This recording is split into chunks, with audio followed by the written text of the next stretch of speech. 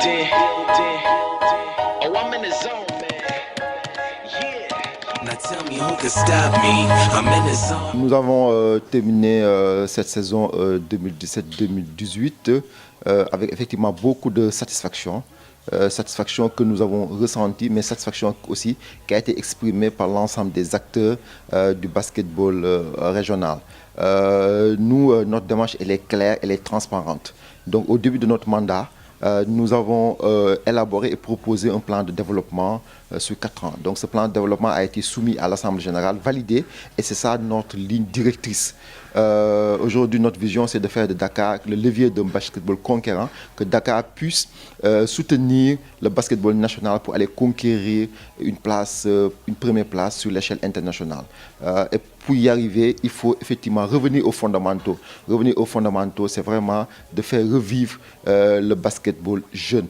Raison pour laquelle notre priorité a été accordée sur le mini-basket et la petite catégorie. À ce titre, au début de notre mandat, nous avons trouvé que la Ligue de Dakar n'organisait pas plus de 200 matchs de petite catégorie. Notre première année, on l'a amené à plus de 400 matchs. Cette année 2017-2018, on a joué plus de 660 matchs de petite catégorie. Un championnat régulier pour les jeunes, la Coupe de la Ligue que nous avons instaurée, qui concerne les cadets et les cadettes, et tout a été bien joué et bien réussi pour la petite catégorie. Aussi, par ailleurs, pour le mini-basket, nous avons connu à travailler avec le comité régional du mini-basket qui organise pendant les week-ends des tournois d'animation au niveau départemental, et nous on vient appuyer pour des tournois régionaux. Et au bout, nous avons organisé cette année aussi le festival de mini-basket.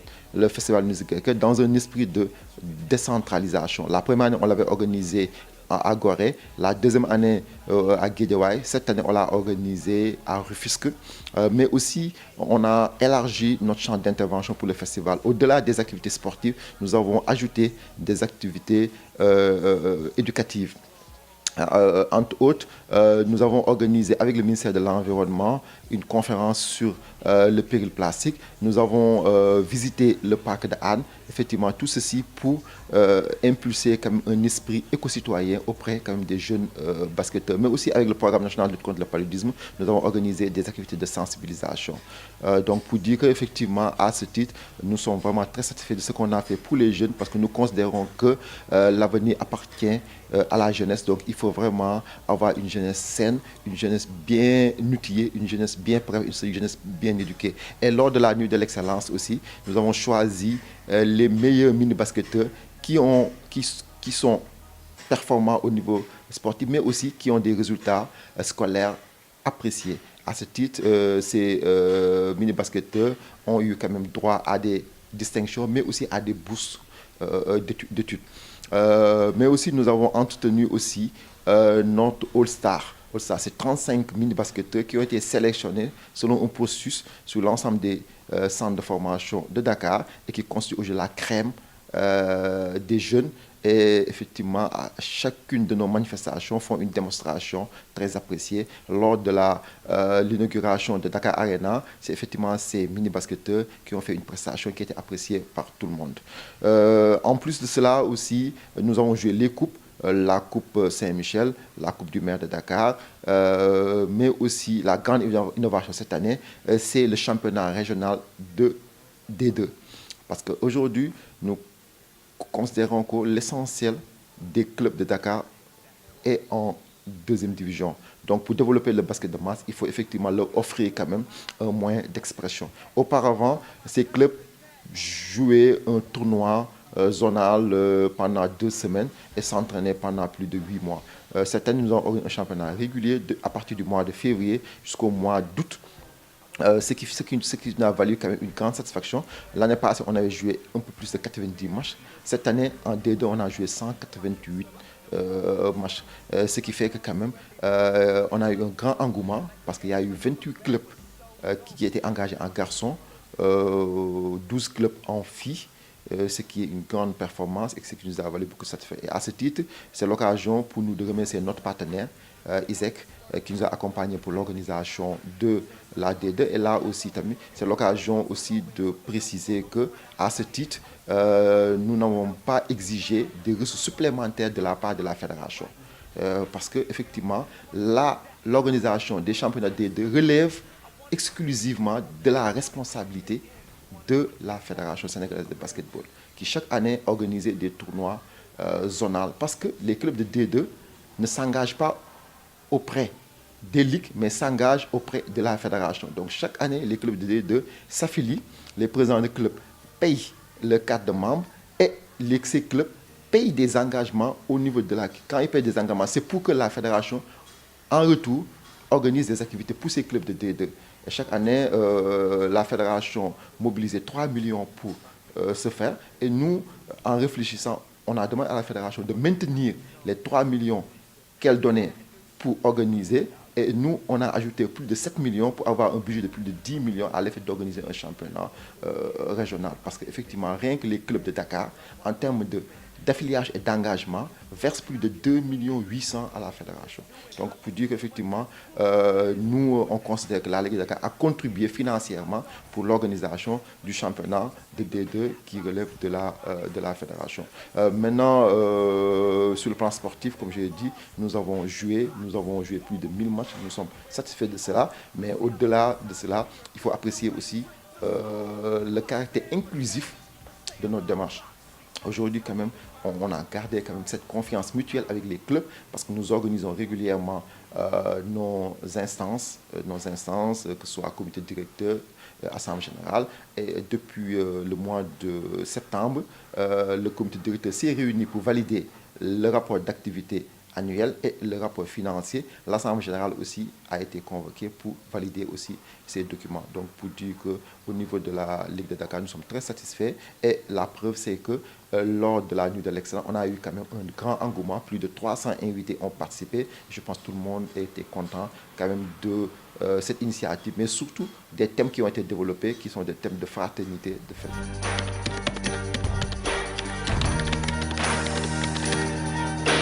C'est regrettable parce qu'on aurait souhaité effectivement continuer à organiser plus de compétitions, plus de trophées. On a eu l'engagement de la direction générale de l'IAM pour que cette année aussi, l'année passée, qu'on puisse organiser ce tournoi. Mais malheureusement, le problème qu'on a, c'est un problème de programmation, de calendrier général des compétitions. Parce que la Ligue, la programmation des activités relève de la structure de tutelle, la fédération, qui a quand même qui met mis sur les infrastructures et effectivement qui est en charge de faire un programme général des activités. Malheureusement, l'année passée, il y a eu des changements. Pour les filles, on est passé de 2 poules à une poule unique. Avec 2 poules, les équipes féminines jouaient à peu près 11 matchs en aller-retour. Avec la poule unique, les équipes ont joué plus de 22 matchs. Ça veut dire qu'on est passé du simple au double. Rien qu'en match de poule, après il y a les quarts de finale, demi-finale et finale. Du coup, les filles ont été sollicitées davantage par rapport à qui, c'est pas conséquent. Il ne restait plus de fenêtres pour que la Ligue puisse insérer ces activités. Parce qu'à un moment donné, les filles jouaient aussi bien les mercredis que le week-end. Et effectivement, il y a un délai nécessaire quand même de repos. Par conséquent, on a eu vraiment du mal à harmoniser avec la fédération sur un calendrier unique qui puisse permettre quand même d'insérer les activités de la Ligue. Du coup, on était obligé de renoncer à la Coupe IAM. Même aussi, on avait l'engagement de l'ISEC pour organiser le challenge ISEC, mais aussi au bout, aussi, en fin de compte, on n'a pas pu aussi l'organiser.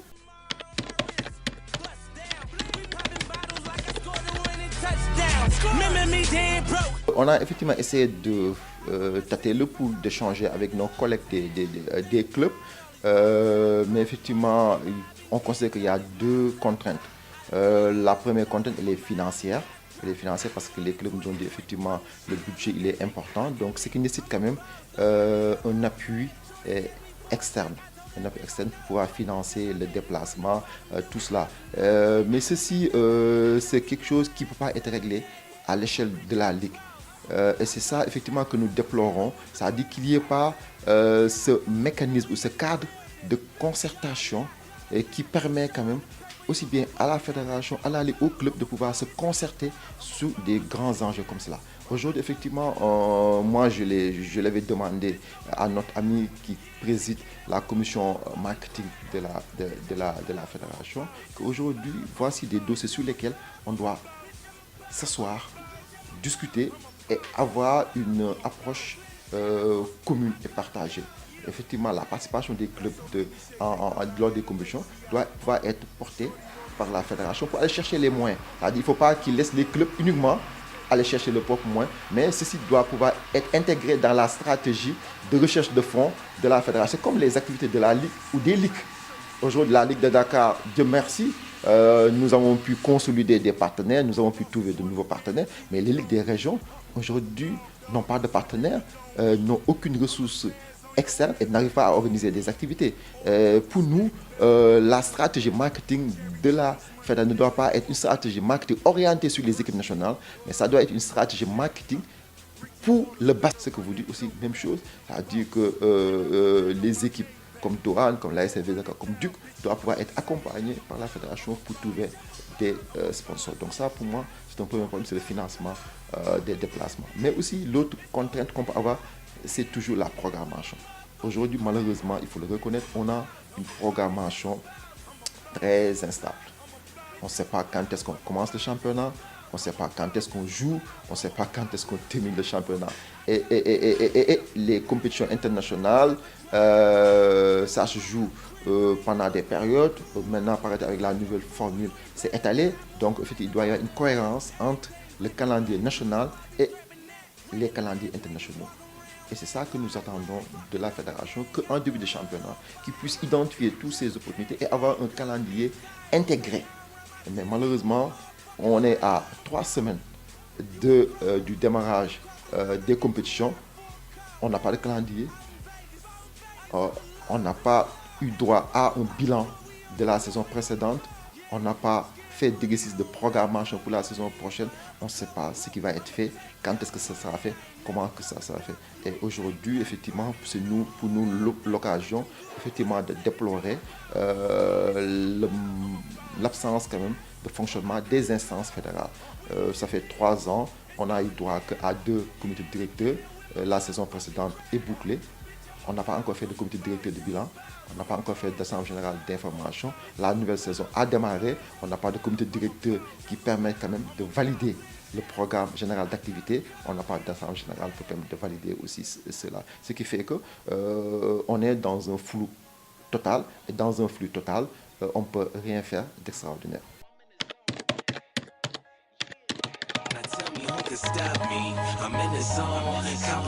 D'abord, la première chose, c'est effectivement, on est dans cette plateforme en tant que président de la section basket du Jaraaf, parce qu'effectivement, c'est à ce titre que nous participons effectivement à la plateforme pour le renouveau du basket. C'est une plateforme qui a été mise en place suite à un diagnostic objectif de la situation.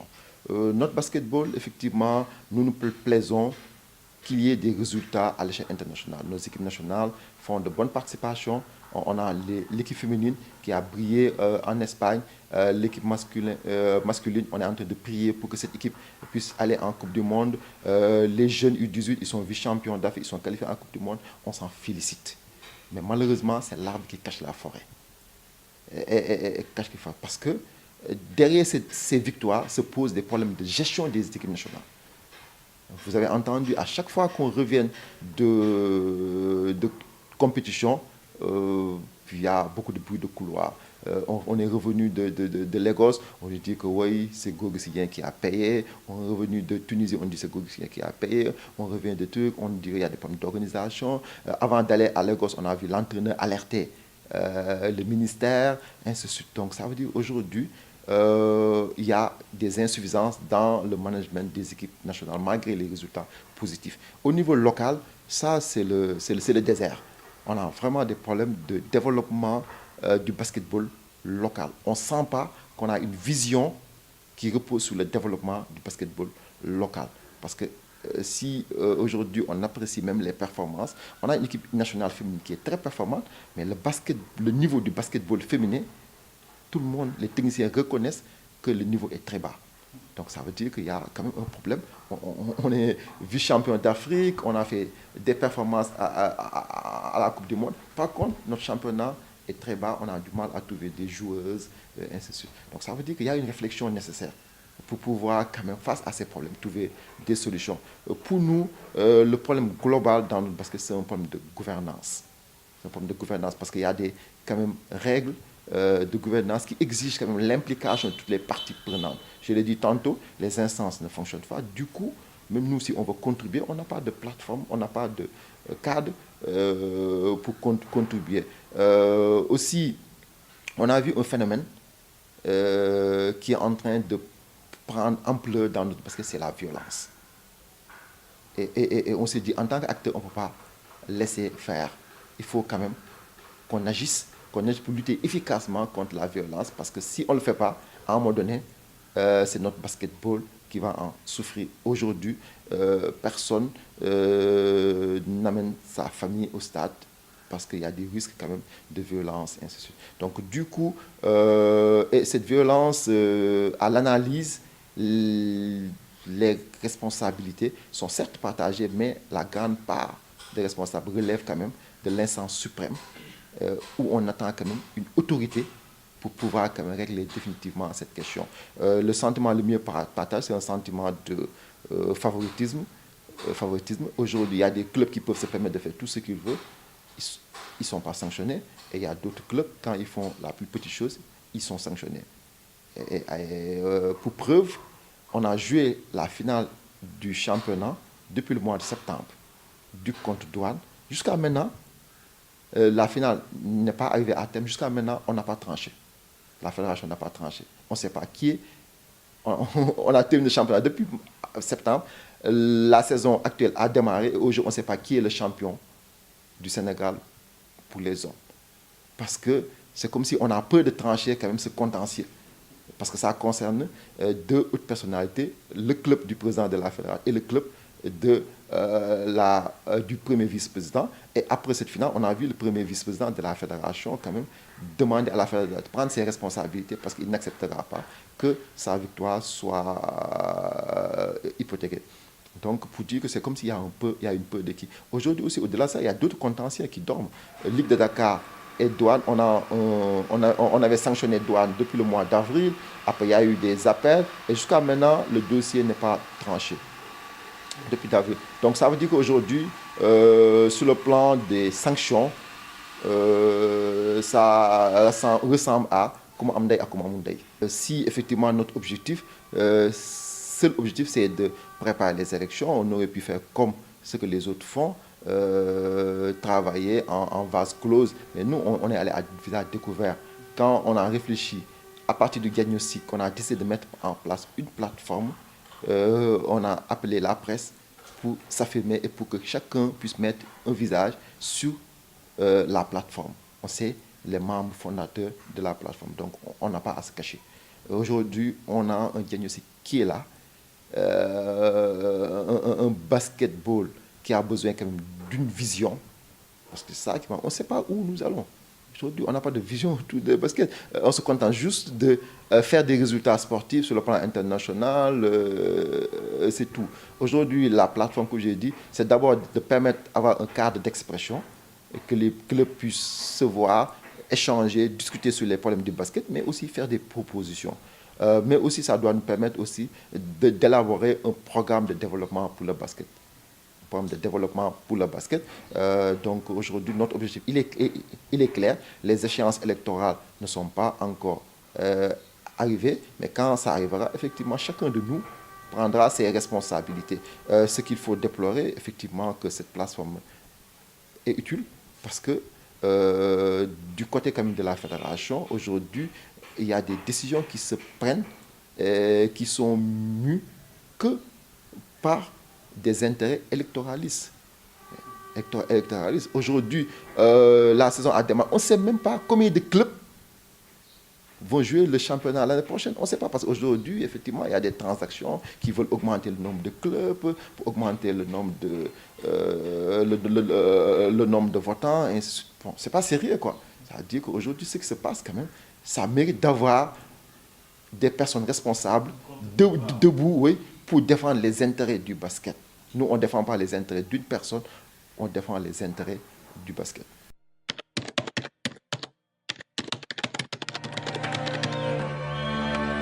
Pour cette année, on a quand même beaucoup de craintes, à vrai dire. On est une année électorale et aujourd'hui, il ne faut pas faire de la langue de bois. Les relations sont très tendues entre la Fédération sénégalaise de basket et la Ligue. Les choses, il faut dire comme ça se présente. Pour preuve, récemment, la Fédération sénégalaise de basket a organisé le tournoi de montée en D1 en isolant totalement la Ligue. La Ligue n'a pas contribué, n'a pas participé à l'organisation, ce qui est anormal. À la limite, c'est une première dans le basket qu'on organise des compétitions dans une région en faisant fi de sa structure déconcentrée. Ça, c'est une information. De taille. On vous a vu là-bas, on ne savait pas que c'est... Non, parce qu'on était venu accompagner nos clubs. Parce qu'effectivement, nous avons engagé, la Ligue a engagé 7 clubs en garçons, 4 clubs en dames. Donc tous les jours, moi, j'ai passé toutes les journées au stade pour regarder tous les matchs.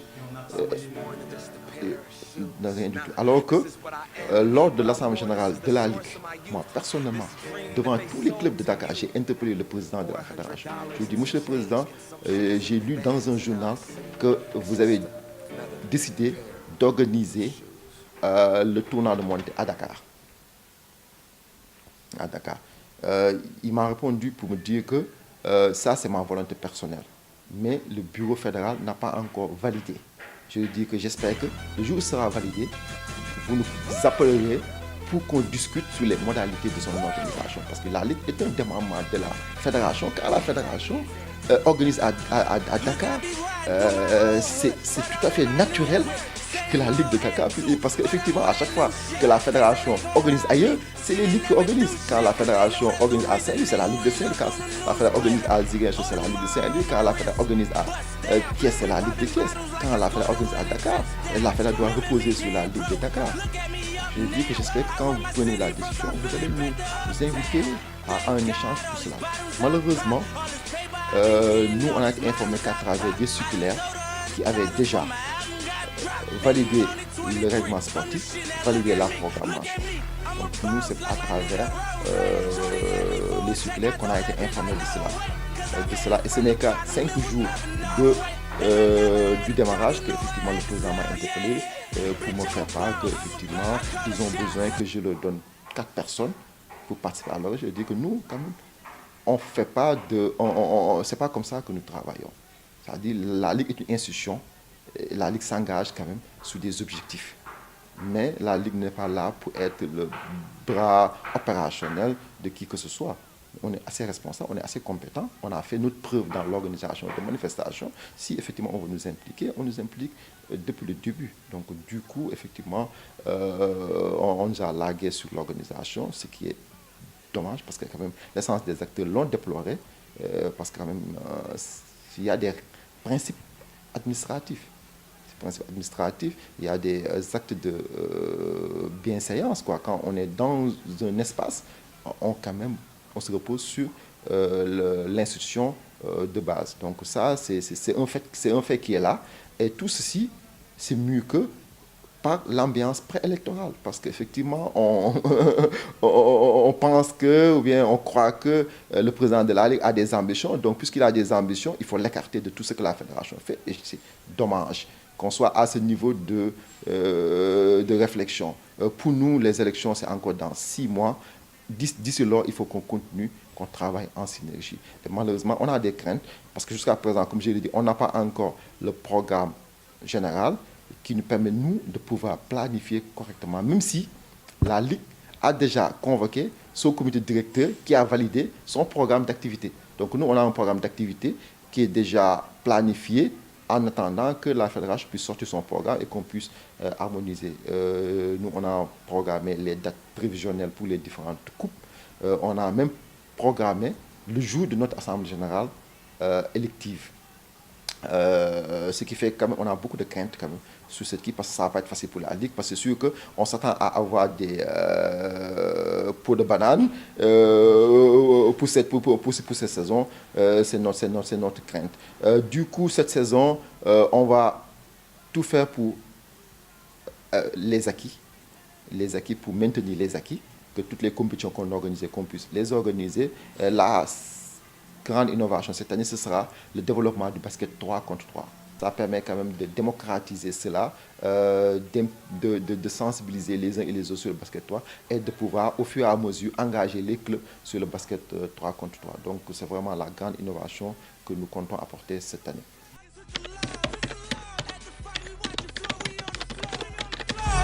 C'est moi qui vous remercie vraiment pour le travail que vous faites pour le développement du sport de manière générale et le basket en particulier. Effectivement, nous tous acteurs, on a besoin quand même d'une certaine visibilité de ce qui se fait.